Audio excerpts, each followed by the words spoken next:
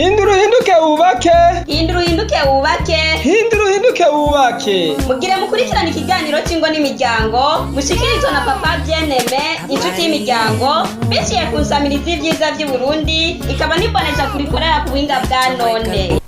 Ndaramukije abakunzi b'insamirizi y'ivyiza vy'u Burundi. Nkuko mubizi iminsi yose ku munsi wa gatandatu mu masaha yo mu gatondo kiba ari ikiganiro c'ingo n'imiryango. Hindura uhinduke wubake mushikirizwa na Papa Bien-Aime, papa de couple, ami de famille, inshuti y'imiryango. Turi kumwe n'umutumire umuganga Evangeline niyo nshuti yaje aserukiye ishirahamwe ANSS rijejwe gufasha no gushigikira abagendana umugera wa sida. Ego tukiri ngaho mwavuze yuko mumaze imyaka 30 mukeneye guhimbaza. None twovuga yuko muri mu bikorwa muriko murategura guhimbazamwo iyo myaka bari ivyahe. Murakoze cyane nkuko mwari mwambagije ibijanye n'ivyo iryo shirahamwe ryaranguye ryarabaye imboneza cyane mu kuronsa abantu bagendana umugera imiti yo gufufahaza. Ikindi iryo shirahamwe nyene rirafasha cyane mu gihugu mu kugirira abagendana umugera cya gipimo charge virale. Hanyuma ikindi nagomba kuvuga ku bijanye n'ingo n'imiryango nyene, nagomba guhamagarira abantu bitambika hagati y'abipfuza kubakana bavuga ngo uyu yaranduye uyu nawe ntiyanduye. Iyo babivuganye twebwe barabivuganye ukuri, turipfuza yuko atawoba intambamyi kubera imiti yarabonetse. Hariho imiti yo gukinga kugira ngo ababanye umwe yaranduye uwundi atarandura bashobore kubandanya babana kandi atantambamye nimwe. Nukuvuga ko muri uko kuvugana ukuri ikintu twebwe twanka cyane niyo umuntu atabwiye uwundi ko yanduye, ariko iyo yabimubwiye imiti bakitura abaganga barashobora kubana neza cyane. Uwo atanduye akaguma atanduye kandi n'uwo yanduye agatwara uwo akunda. Tukiri ngaho nyene vyoshoboka yuko umuntu agendana umugera wa sida yubakana n'utagendana umugera wa sida hanyuma kandi bakabandanya ubuzima nk'ubw'abandi bose.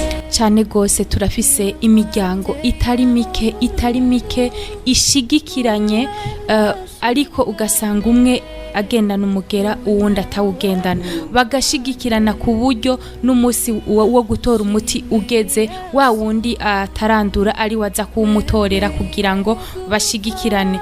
Arashobora kuba iyo afise cya gipimo navuze cha charge virale kiri indetectable, arashobora kubana n'uwo bubakanye imyaka n'imyaka atigeze amwanduza umugera, kandi arashobora kuvuga ati jewe ndatinya sinovyizera 100%.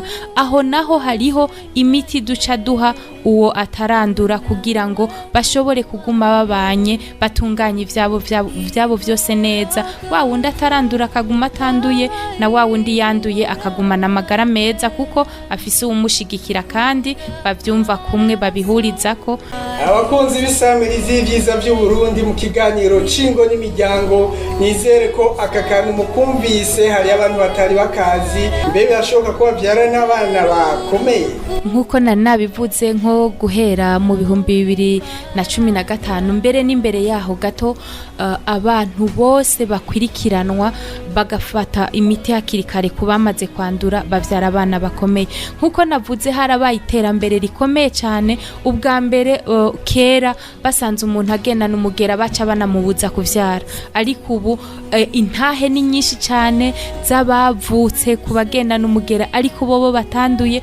Kubera iki? Kubera gukurikiza impanuro za muganga. Igikuru gusa ugeze gusama imbanyi ni vyiza ko ukibimenye mu mezi nk'atatu ya mbere uca wiyegereza abaganga bagukurikirana kuzishika aho uzovyara umwana ukamwonsa ukanamucutsa. Urazi ubwa mbere baranavuga ngo nta nukonsa umwana, ariko ubu umuntu agendana umugera aronsa umwana gushika nk'umwaka wose. Ni ibintu vyiza cane, baravyara abana kandi abana batanduye. Radio television RTBB ni vyiza ry'Uburundi bwiza. Sara